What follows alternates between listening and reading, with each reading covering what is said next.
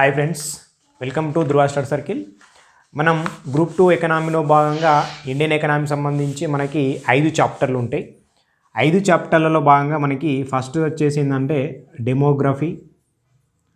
Okay, మనం first introduction క్లాస్లో చూడడం జరిగింది. దాని తర్వాత నేషనల్ ఇన్కమ్ అనే సెకండ్ చాప్టర్ ఉంటుంది. ఓకే, థర్డ్ చాప్టర్ వచ్చేసి మనకి అగ్రికల్చర్ సెక్టార్ ఉంటుంది. ఫోర్త్ చాప్టర్ వచ్చేసి industrial sector and service sector ఉంటుంది. అదేవిధంగా ఫిఫ్త్ చాప్టర్ వచ్చేసి మనకి ప్లాన్స్, నీతి ఆయోగ్. ఓకే, నీతి ఆయోగ్.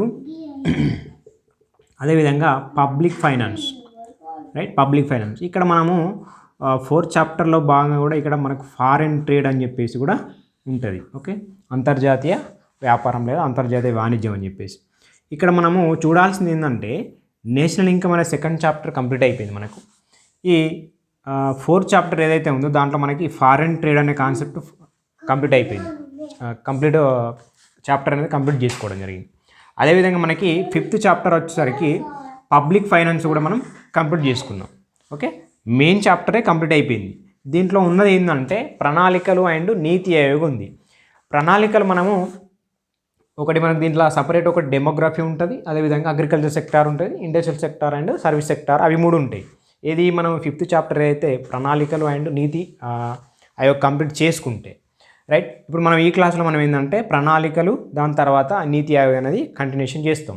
ఈ ప్రణాళికలు మనం ఎట్లా చూస్తామంటే టైప్స్ చూస్తాం, ప్రణాళికలు రకాలు. ప్రణాళికలు అంటే ఏంది, ప్రణాళిక రకాలు చూసిన తర్వాత దానికి సంబంధించిన ఏవైతే 12 ప్లాన్స్ ఉన్నాయో, 12 పంచవార్షిక ప్రణాళికలు ఉన్నాయో వాటికి సంబంధించి ఒకటే టేబుల్ కొట్టేసి మనకి ఏ ప్రణాళికలో ఏ ప్లాన్లో ఏ అంశాలు అని చెప్పేసి బోర్డు మీద ఒకటే క్లాస్లో మనం కంప్లీట్ చేసుకోవడం జరుగుతుంది.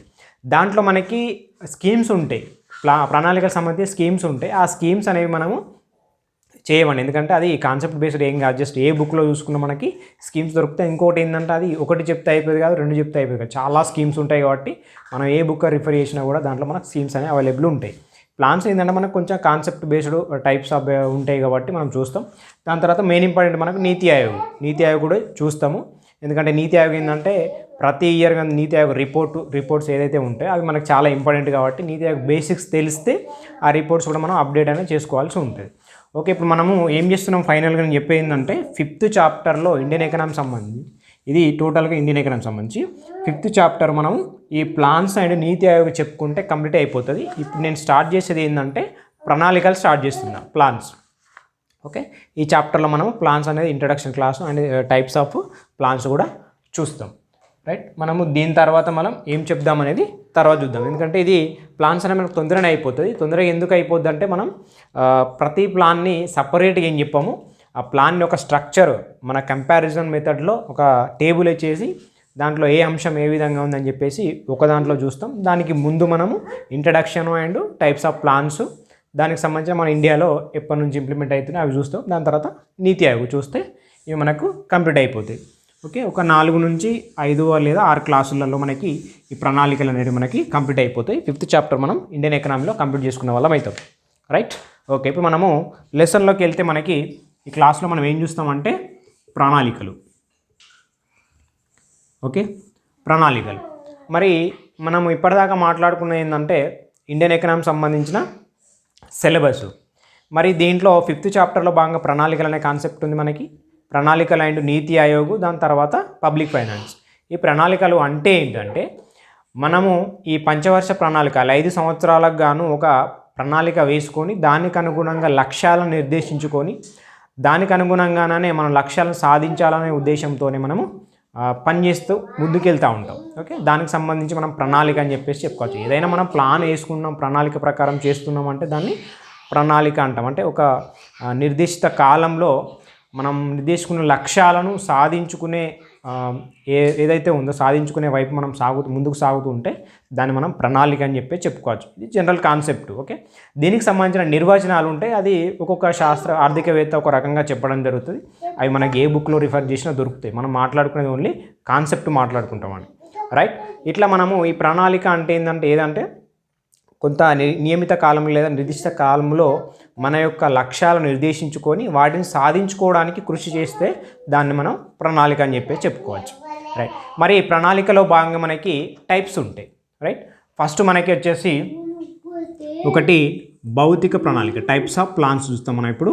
Types of plans. ఓకే, అక్కడ ఫస్ట్ ఒకటి వచ్చేసి మనకి భౌతిక ప్రణాళిక లేదా ఫిజికల్ ప్లాన్ అని చెప్పేసి అంటాం. రైట్. భౌతిక ప్రణాళిక అంటే ఏం లేదు, ప్రభుత్వం మనకి కొంత భౌతిక వనరులను సమీకరించి, ఓకే, అదేవిధంగా భౌతిక వనరులను సమీకరించి మౌలిక సదుపాయాలను కల్పించి, ఓకే, ఒక మన లక్ష్యాన్ని సాధించుకునేలాగా చేస్తే దాన్ని మనము భౌతిక ప్రణాళిక అని చెప్పేసి అంటాం. ఫర్ ఎగ్జాంపుల్ ఏంటంటే భౌతికంగా అంటే మనకి కోవిడ్-19 టైంలో మనకి చైనా గవర్నమెంట్ ఏం చేసిందంటే వితిన్ 2 డేస్లో ఒక హాస్పిటల్ అనేది కడుతుందండి. వితిన్ 2 డేస్లో అది multi speciality high level hospital కడుతుంది, జస్ట్ 2 డేస్లో. అంటే మనకి ఇక్కడ గవర్నమెంట్ తలుచుకుంటే ఎంత టైంలో అయినా ఏమైనా చేయగలిగేంత భౌతిక వనరులను మౌలిక సదుపాయాలను కల్పించేంత ఉంటుంది. దాన్ని మనం ఈ భౌతిక ప్రణాళిక అని చెప్పేసి చెప్పొచ్చు. ఓకే, భౌతిక వనరులను మౌలిక సదుపాయాలను కల్పించడం. ఓకే, అట్లా కల్పించి ఇన్స్టంట్గా ఏమైనా చేసే అంత ప్రభుత్వానికి ఉంటుంది అన్నమాట. దాన్ని మనము భౌతిక ప్రణాళిక అని చెప్పేసి చెప్పుకోవచ్చు, ఫిజికల్ ప్లాన్ అని చెప్పేసి చెప్పుకోవచ్చు, మౌలిక సదుపాయాలు. రెండోది మనకి ఆర్థిక ప్రణాళిక. రైట్. ఆర్థిక ప్రణాళిక, ఆర్థిక అంటే పేరులోనే ఉంది మనకి. ఆర్థిక వనరులను సమీకరిస్తుంది, అంటే ఆర్థిక వనరులను కల్పిస్తుంది. అదేవిధంగా రుణాలను కూడా అందజేస్తుంది. ఓకే, రుణాలను సేకరించడం కావచ్చు, అందజేయించడం కావచ్చు. అట్లా ఆర్థిక వనరులు కావచ్చు, వివిధ రకాల రుణాలను సేకరించడం కావచ్చు. ఇట్లా చేసి ఆ లక్ష్యాలను సాధించే వైపు ముందుకు సాగుతే దాన్ని ఆర్థిక ప్రణాళిక అని చెప్పేసి చెప్పుకోవచ్చు. అంటే ఆర్థిక వనరులను సమీకరించుకోవాలి, అదేవిధంగా వివిధ రకాల రుణాలకు సంబంధించే ప్రక్రియ కూడా కంప్లీట్ చేసుకుంటూ దానికి ముందుకెళ్ళి మన లక్ష్యాలను సాధించుకునే వైపు వెళ్తే దాన్ని ఆర్థిక ప్రణాళిక అని చెప్పేసి చెప్పుకుంటాం. మన ఇక్కడ ఆర్థిక ప్రణాళిక మాట్లాడుకున్నప్పుడు మన ఇండియాలో ఇంప్లిమెంట్ చేసేది ఆర్థిక ప్రణాళికలు అని చెప్పేసి గుర్తుపెట్టుకోవాలి. ఎందుకు మనం పంచవర్ష ప్రణాళికలు మాట్లాడుకుంటాం. ఆ పంచవర్ష ప్రణాళికల్లో భాగంగా మనము ఆర్థిక నిధులు అనేది లేకుండా మనం ప్లాన్ అనేది ఇంప్లిమెంట్ చేయలేం.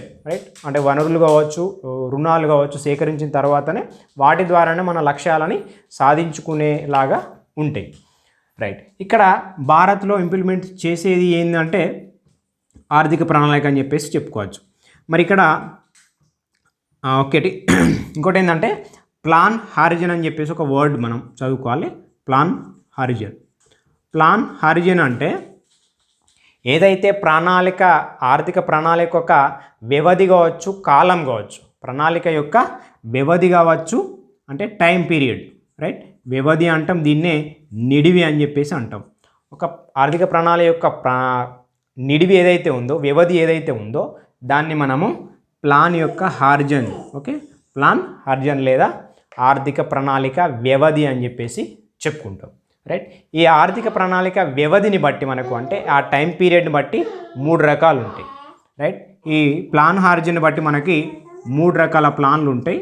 అది ఒకటి స్వల్పకాలిక, రెండోది మధ్యకాలిక, మూడోది దీర్ఘకాలిక అని చెప్పేసి చెప్పుకోవచ్చు. రైట్. స్వల్పకాలిక, మధ్యకాలిక, దీర్ఘకాలిక అని చెప్పేసి చెప్పుకోవచ్చు.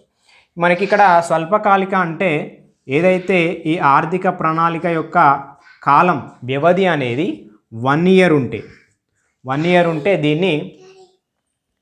ఉంటే దాన్ని మనం స్వల్పకాలిక అని చెప్పేసి అంటాం. అదేవిధంగా మధ్యకాలిక అంటే ఇది మనకి 3 to 5 years. ఆ ప్రణాళిక యొక్క కాలం 3 నుంచి 5 సంవత్సరాలు ఉంటే, ఇక్కడ 1 సంవత్సరం ఉంటే స్వల్పకాలిక, 3 నుంచి 5 సంవత్సరాలు ఉంటే మధ్యకాలిక. ఓకే, అదేవిధంగా మనకి 10 years ఎబో ఉంటే, ఓకే, 10 సంవత్సరాలు లేదా అంతకంటే ఎక్కువ ఉంటే దీర్ఘకాలిక ప్రణాళిక అని చెప్పేసి చెప్పుకోవచ్చు. 3 రకాలుగా మాట్లాడుకున్నాం మనం. ఆర్థిక ప్రణాళిక యొక్క నిడివిని బట్టి, వ్యవధిని బట్టి మనం 3 రకాలని చెప్పేసి మాట్లాడుకున్నాం. ఒకటి స్వల్పకాలిక, రెండోది మధ్యకాలిక, మూడోది దీర్ఘకాలిక. ఓకే, అట్లా స్వల్పకాలిక 1 year time period, మధ్యకాలిక 3 to 5 years, అదేవిధంగా దీర్ఘకాలిక 10 years అని చెప్పేసి గుర్తుపెట్టుకోవాలి. రైట్. అదేవిధంగా ఇవి మూడు మాట్లాడుకున్నాం కదా. దీని తర్వాత మళ్ళీ మనం ఒకటి మాట్లాడితే ఏంటంటే మనకి ఇండియాలో మనకి ఇంప్లిమెంట్ అయ్యేది ఏంటంటే మనకి మధ్యకాలిక. ఎందుకంటే మనకు పంచవర్ష ప్రణాళికలు అని చెప్పేసి అంటున్నాం కదా, ఇవి మధ్యకాలిక అని చెప్పేసి గుర్తుపెట్టుకోవాలి. భారత్లో ఇంప్లిమెంట్ అయ్యేది ఏంటంటే మధ్యకాలిక ప్రణాళికలు అని చెప్పేసి గుర్తుపెట్టుకోవాలి. ఇక్కడ మనం ఒకటి మాట్లాడుకున్నాం, ఆర్థిక ప్రణాళికలు. భారత్లో ఇంప్లిమెంటేషన్ అయ్యేటి ఆర్థిక ప్రణాళికలు. ఓకే, అది మనకి భౌతిక ప్రణాళిక ఎగ్జాంపుల్ ఏం మాట్లాడినాం, చైనా మాట్లాడుకున్నాం. ఓకే, ఇదేంటంటే మనకు బిఫోర్ ప్లాన్ లేనిది అంత ఈజీ కాదు ఇండియాలో, ఎందుకంటే ఇప్పుడిప్పుడే డెవలప్ అవుతున్న కంట్రీ కాబట్టి. చైనా అనేది కొంత డెవలప్డ్ కంట్రీ కాబట్టి ఇన్స్టెంట్గా ఇంత పెద్ద మొత్తంలో అయినా చేసే అంత ఉంటుంది, భౌతికంగా ఇన్స్టెంట్గా చేసే అంత. ఓకే, ఇక్కడ మనకి ఆర్థిక ప్రణాళికలు భారత్లో ఇంప్లిమెంట్ అవుతున్నాయి. ఇక్కడ మనకి ఆర్థిక వ్యవధిని బట్టి చూసుకుంటే మనకి మధ్యకాలిక ప్రణాళికలు అని చెప్పేసి గుర్తుపెట్టుకోవాలి ఇండియాలో. రైట్, ఈ మధ్యకాలిక అంటే 3 to 5 years అన్నమాట. రైట్, అదేవిధంగా మనకి నెక్స్ట్ కేంద్ర ప్రణాళిక అని చెప్పేసి చెప్పుకోవచ్చు. ఓకే, కేంద్ర ప్రణాళిక. ఒకటి కేంద్ర ప్రణాళిక అంటే ఏం లేదు, మనకు ఫస్ట్ దేశం, తర్వాత రాష్ట్రం, తర్వాత జిల్లా. ఓకే, ఇట్లా కేంద్ర స్థాయి నుంచి సెంట్రలైజ్డ్గా ఏవైతే ఉంటాయో కేంద్ర స్థాయి నుంచి దేశం నుంచి రాష్ట్రానికి, రాష్ట్రం నుంచి జిల్లాకి ఇంప్లిమెంట్ అయ్యే ఒక ప్లాన్ని తయారు చేసుకుంటే దాన్ని మనం కేంద్రీయ ప్రణాళిక లేదా కేంద్ర ప్రణాళిక అని చెప్పి చెప్పుకోవచ్చు. రైట్, మళ్ళీ ఇంకొకటి వికేంద్రీయ ప్రణాళిక. ఈ వికేంద్రీయ ప్రణాళిక అంటే రివర్స్, మనకి జిల్లా, తర్వాత రాష్ట్రం, తర్వాత దేశం. మరి దీన్ని బట్టి మనం చెప్పచ్చు మన భారతదేశంలో ఇంప్లిమెంట్ అయ్యే ప్రణాళికలు ఏమంటే కేంద్ర ప్రణాళికలు. ఎందుకంటే మనకు సెంట్రల్ గవర్నమెంట్ అనేది ప్లాన్ అనేది చేస్తుంది, పంచవర్ష ప్రణాళికలు. దాని తర్వాత రాష్ట్రం ఇంప్లిమెంట్ చేసుకుంటుంది, దాని తర్వాత జిల్లాల వైజ్గా వెళ్ళిపోతుంటుంది. ఓకే, అట్లా కేంద్ర ప్రణాళిక మనం భారత్లో ఇంప్లిమెంట్ చేసుకున్నాం. ఇక్కడ ఒకటి ఆర్థిక ప్రణాళిక, ఇక్కడ ఒకటి మధ్యకాలిక ప్రణాళిక, ఇక్కడ ఒకటి కేంద్ర ప్రణాళిక. ఇవి మనకు భారత్లో ఇంప్లిమెంట్ అయ్యేసి టైప్స్ ఆఫ్ ప్లాన్స్ చూస్తూనే మనకి ఇండియాలో ఏవి ఇంప్లిమెంట్ చేస్తున్నాం. చాలా రకాల ప్లాన్స్ ఉన్నాయి, ప్రణాళికలు ఉన్నాయి. దాంట్లో మనం ఏ టైప్స్ ఆఫ్ ప్లాన్ని ఇంప్లిమెంట్ చేస్తున్నాం మనం చూడాలి ఇండియాలో. అట్లా అది మాట్లాడుకున్నాం. కేంద్రీయ అయిపోయింది, వికేంద్రీయ అయిపోయింది. దాని తర్వాత మాట్లాడుకుంటే నిరంతర ప్రణాళిక. రైట్, ఇక్కడ నిరంతర ప్రణాళిక అనేదాన్ని మనం చూడాలి. నిరంతర ప్రణాళిక అనే కాన్సెప్ట్ మనకి ఎప్పుడు అంటే మన ఇండియాలో 1978 నుంచి 80లో మనకి ఇంప్లిమెంట్ అయింది. మొరార్జీ దేశాయ్ ప్రధానమంత్రిగా జనతా ప్రభుత్వం ఉన్నప్పుడు. రైట్, జనతా గవర్నమెంట్ ఎప్పుడైతే వచ్చిందో ఆ జనతా గవర్నమెంట్ వచ్చిన హయాంలో మనకి నిరంతర ప్రణాళికలు అమలు చేయడం జరిగింది ఇండియాలో. అది ఎప్పుడు అంటే 1978 నుంచి 1980 వరకు. ఈ జనతా గవర్నమెంట్ పిఎం ఎవరంటే మొరార్జీ దేశాయ్. ఈ మొరార్జీ దేశాయ్ మనకి పిఎంగా ఉంటే మనకి ప్రణాళిక సంఘం అధ్యక్షుడిగా ఎవరు ఉంటారంటే ప్రధానమంత్రి ఉంటాడు. ఎక్స్ అఫీషియో చైర్మన్గా ఎవరు ఉంటారంటే ప్రధానమంత్రి ఎవరు ఉంటే వాళ్ళే ప్రణాళిక సంఘం యొక్క అధ్యక్షుడిగా వ్యవహరిస్తాడు. అంటే మనకి నిరంతర ప్రణాళిక సమయంలో ప్రణాళిక సంఘం యొక్క అధ్యక్షుడు ఎవరంటే మొరార్జీ దేశాయ్. రైట్, అప్పుడు మనకి ఆర్థిక శాఖ మంత్రి. ఓకే, ఆర్థిక శాఖ మంత్రి ఎవరైతే ఉన్నారో లక్డావాలా. ఓకే, ఈ లక్డావాలా మనకి డిప్యూటీ చైర్మన్గా ఉంటాడు. ఓకే, ఆర్థిక శాఖ మంత్రి ఉంటాడు కదా, ఆర్థిక శాఖ మంత్రి డిప్యూటీ చైర్మన్గా మనకి ప్రణాళిక సంఘం యొక్క డిప్యూటీ చైర్మన్గా ఉండడం జరుగుతుంది. ఈయన లక్డావాలా.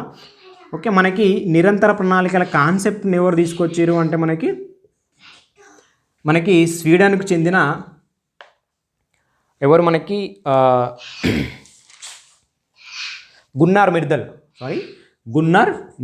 స్వీడన్ ఆర్థిక నిరంతర ప్రణాళిక కాన్సెప్ట్ని ఎవరు తీసుకొచ్చారంటే స్వీడన్కి చెందిన గున్నార్ మిర్దల్. మన ఇండియాకి సంబంధించి అయితే లక్డావాలా 1978 నుంచి 80 వరకు మనకి ఇండియాలో ఇంప్లిమెంట్ అయినాయి. అది జనతా గవర్నమెంట్ వచ్చినప్పుడు 1978 to 80 అని చెప్పేసి గుర్తుపెట్టుకోవాలి. దీని కాన్సెప్ట్ వచ్చేసి గున్నార్ మిర్దల్ స్వీడన్కి సంబంధించిన ఆర్థికవేత్త అని చెప్పేసి గుర్తుపెట్టుకోవాలి. ఇది మనకి నిరంతర ప్రణాళిక. మరి నిరంతర ప్రణాళిక అంటే ఏంది?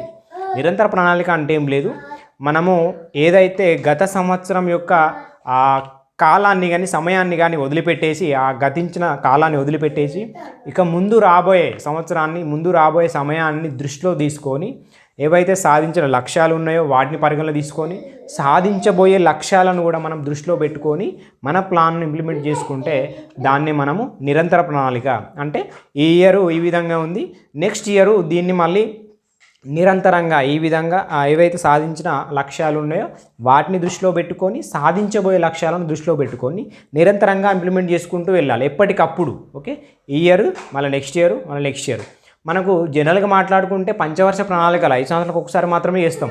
కానీ నిరంతర ప్రణాళిక అనేది ఎవ్రీ ఇయర్ చేసుకుంటూ అప్డేట్ చేసుకుంటూ పోవడమే నిరంతర ప్రణాళిక అని చెప్పేసి గుర్తుపెట్టుకోవాలి. గున్నార్ మిర్దల్ స్వీడన్కి సంబంధించిన వ్యక్తి మనకి ఈ నిరంతర ప్రణాళిక కాన్సెప్ట్ తీసుకొచ్చింది.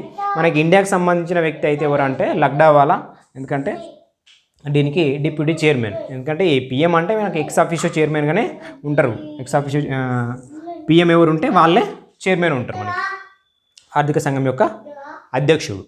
ఓకే, ఇది మనకి నిరంతర ప్రణాళిక గురించి. రైట్, నెక్స్ట్ మనం చూసుకుంటే నిరంతర ప్రణాళిక తర్వాత మనకి దీర్ఘకాలిక ప్రణాళిక లేదా దీర్ఘదృష్టి ప్రణాళిక అని చెప్పేసి అంటాం. దీర్ఘకాలిక ప్రణాళిక అంటే ఏం లేదు, మనకి ఇక్కడ దీర్ఘకాలిక ప్రణాళిక అని చెప్పేసి మాట్లాడుకున్నాం కదా, 10 లేదా అంతకంటే ఎక్కువ. అట్లా ఎక్కువ కాలాన్ని దృష్టిలో పెట్టుకొని ఏదైతే ప్లాన్ చేస్తామో దాన్ని మనం దీర్ఘకాలిక ప్రణాళిక అని చెప్పేసి చెప్పొచ్చు. అంటే ఈ దీర్ఘకాలిక ప్రణాళికకు సంబంధించి ఒక 25 ఇయర్స్ ఎబో మనం ఏదైతే ప్లాన్ చేసుకుంటామో, ఇప్పుడు మనకు ఇండియాకు కొన్ని లక్ష్యాలు ఉంటాయి. ఓకే, 2047 అంటే 2047 వరకు ఈ లక్ష్యాలను సాధించుకోవాలని చెప్పేసి కొన్ని లక్ష్యాలు పెట్టుకుంటాం.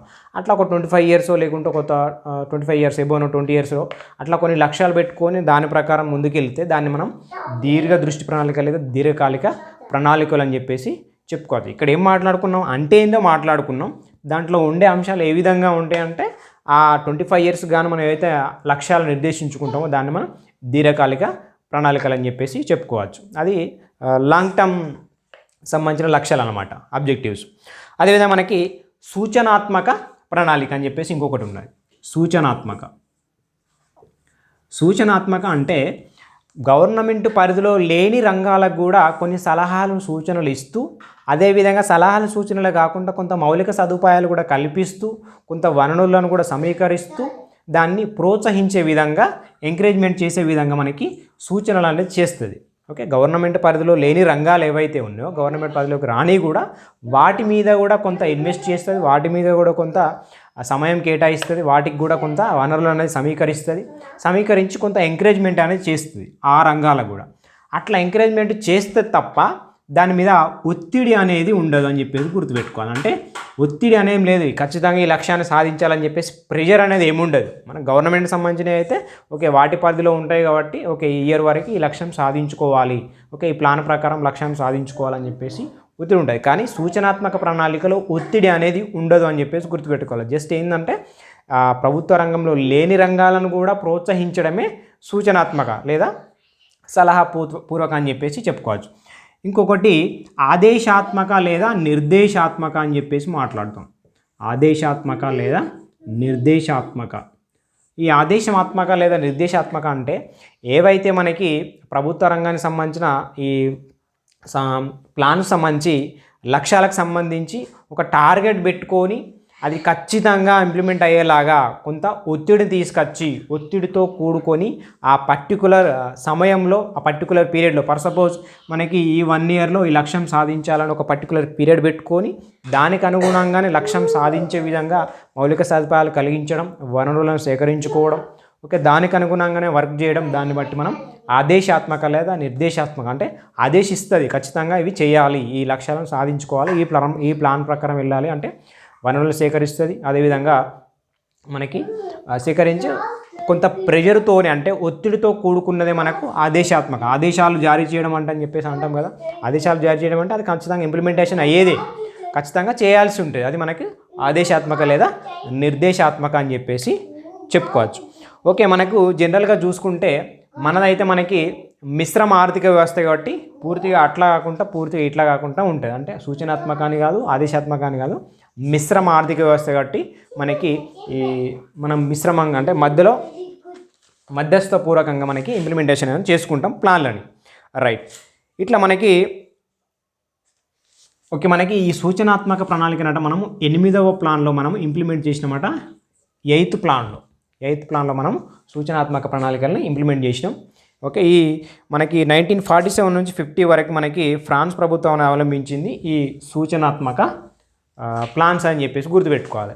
ఓకే, ఇప్పటిదాకా మనం ఏం మాట్లాడినామంటే టైప్స్ ఆఫ్ ప్లాన్స్లో భాగంగా ఈ మనకి ప్రణాళికల గురించి టైప్స్ ఆఫ్ ప్రణాళికలు అంటే ఏందో మాట్లాడినాం. అదేవిధంగా టైప్స్ ఆఫ్ ప్లాన్స్ చూస్తే భౌతిక ప్రణాళిక అని, ఆర్థిక ప్రణాళిక అని అంటే ఆర్థిక వనరులను సేకరించడం, సమీకరించుకోవడం, వివిధ రకాల రుణాలను అందించడం, ఆర్థిక ప్రణాళిక. అదేవిధంగా మనకి ప్లాన్ హారిజన్ని బట్టి అంటే ప్రణాళిక యొక్క వ్యవధిని బట్టి 3 రకాలు: స్వల్ప, మధ్య, దీర్ఘ. అదేవిధంగా మనకి ఇంకోటి మాట్లాడడం నిరంతర ప్రణాళిక అని చెప్పేసి. నెక్స్ట్ ఇంకా 2 మాట్లాడడం కేంద్రీయ ప్రణాళిక, వికేంద్రీయ ప్రణాళిక అని చెప్పేసి. దాని తర్వాత సూచనాత్మక ప్రణాళిక, అదేవిధంగా ఆదేశాత్మక ప్రణాళిక, ఇంకొకటి దీర్ఘకాలిక ప్రణాళిక. ఓకే, పేర్లోనే ఉంటే మనం ఐడెంటిఫై చేయొచ్చు, కాకపోతే ఒక్కసారి కాన్సెప్ట్ అనేది చూసుకోవాలి. దాని తర్వాత మనకి పేరు చూస్తే మనం గుర్తుపట్టవచ్చు. ఓకే, ఇవి మనకి టైప్స్ ఆఫ్ ప్లాన్స్. దీంట్లో భాగంగానే ఇంకా నెక్స్ట్ క్లాస్లో దీనికి సంబంధించి కంప్లీట్గా మనం చేసుకోవడం జరుగుతుంది. ఇంకా టైప్స్ ఆఫ్ ఏం లేవు, కానీ ఇంకా కొంత కాన్సెప్ట్ దీనికి సంబంధించే ఉన్నది. దాని తర్వాత మనం నీతి ఆయోగ్ గురించి మాట్లాడతాం. ఈ స్ట్రక్చర్ నీతి ఆయోగ్ తర్వాత మనకి 12 ప్లాన్స్ మన బోర్డు మీద వేసి దానికి సంబంధించిన లక్ష్యాలకు సంబంధించిన వృద్ధి రేటు కావచ్చు. ఓకే, అవన్నీ మనం ఒకటే టేబుల్లో చర్చిస్తాం ఈజీ వేలా. దానికి సంబంధించిన PDF కూడా నేను గ్రూప్లో పోస్ట్ చేస్తాను. Okay, thank you.